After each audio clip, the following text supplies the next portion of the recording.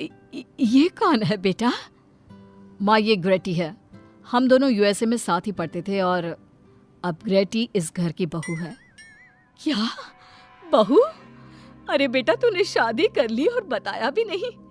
कम से कम अपनी माँ को बता तो देता कि तू अपने साथ इस घर की बहू लेकर आ रहा है।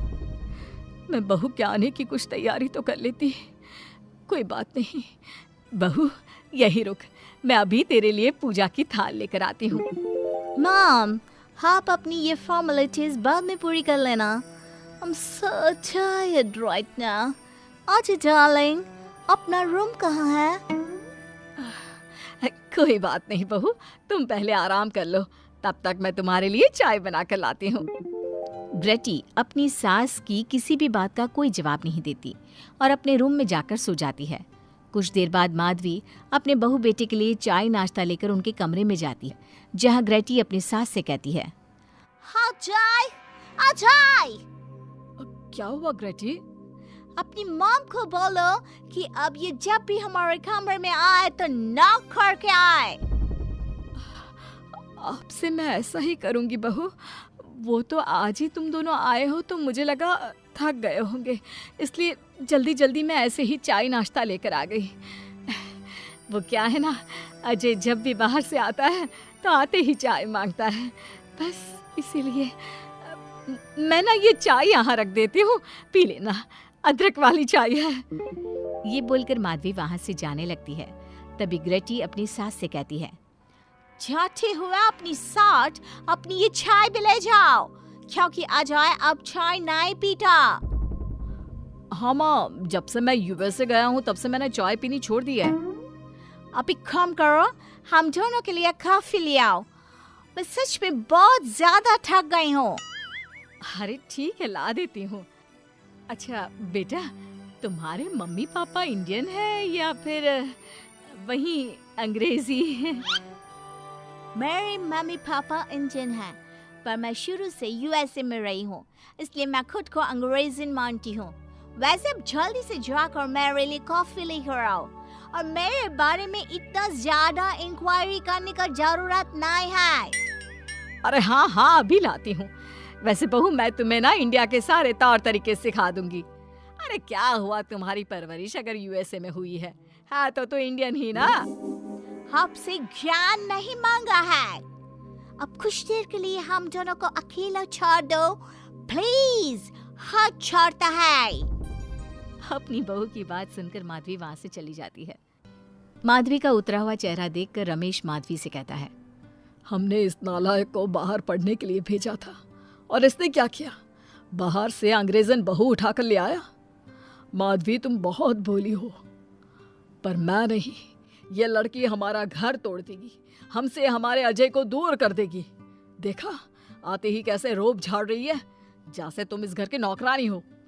तुम उसको बोलो कि तुम इस घर की मालकिन हो और उसकी सास हो, वो वही करे जो तुम कहोगी। अरे आप बेकार में ही गुस्सा हो रहे हैं। बहू यूएसए की है, यहाँ नई नई आई है, उसको यहाँ के तौर तरीके नहीं पता, और वो मुझे अपनी माँ मानती है, तभी तो अपने नखरे दिखा रही है। वैसे भी ना बहू बेटी दोनों बराबरी होती है। माधवी, कौन सी बेटी अपनी माँ से ऐसे बात करती है जैसे तुम्हारी बहू कर रही है? मैं बस तुम्हारे कहने पर चुप हूँ, वरना मैं अपने बहू बेटों को आज ही घर से निकाल देता। ये कहकर रमेश वहाँ से चला जाता है।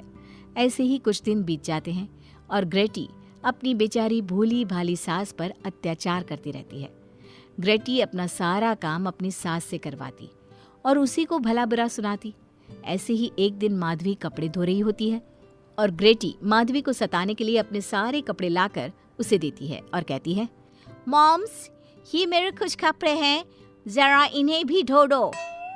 इतना बोलकर ग्रेटी तैयार होकर घर से जाने लगती है।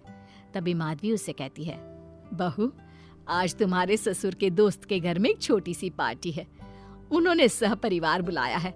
मैं चाहती हूँ कि तुम और अजय भी आज हमारे साथ वहाँ चलो, और आज ना साड़ी पहनना।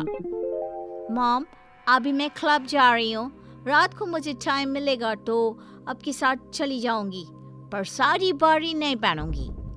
ये कहकर ग्रेटी वहाँ से चली जाती है। शाम हो जाती है, सब ग्रेटी के घर आने का इंतजार करते हैं।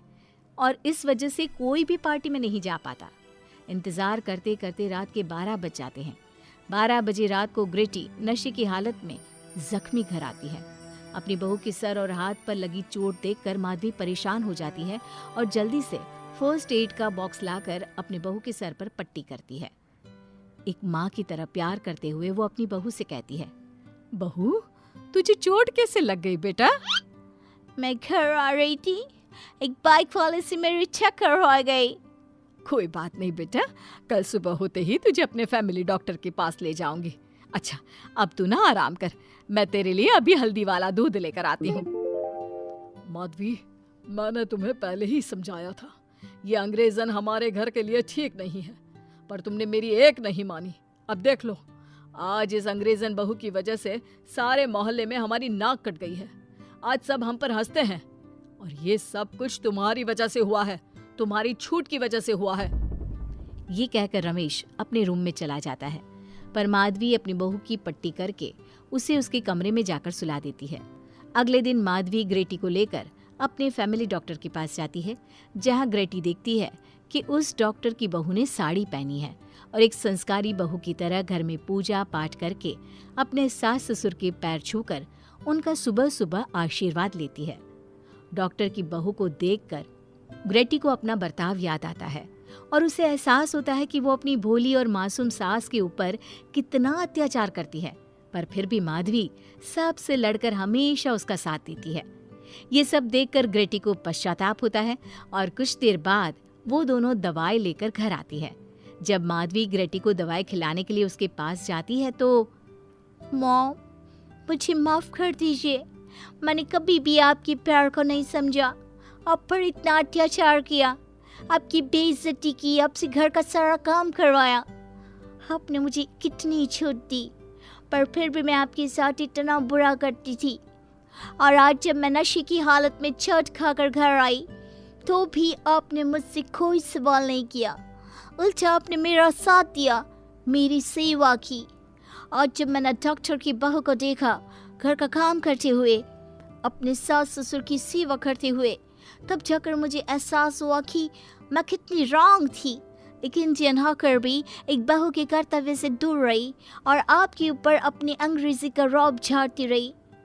मुझे माफ कर दीजिए सासू माँ। बेटा, अक्सर बच्चों से गलतियां हो जाती है। ऐसे भी सुबह का भूला अगर शाम को घर आ जाए तो उसे भूला नहीं कहते बहू। और मुझे बहुत अच्छा लग रहा है ये देखकर कि मेरी अंग्रेजन बहू कितनी समझदार हो गई है। जिसके बाद माधवी और ग्रेटी एक दूसरे को गले लगा लेती है और उसके बाद से ग्रेटी एक संस्कारी बहू की तरह रहती है और अपनी सास को किसी भी शिकायत का मौका नहीं देती। अपने सास ससुर की बहुत अच्छे से दिल से सेवा करती है।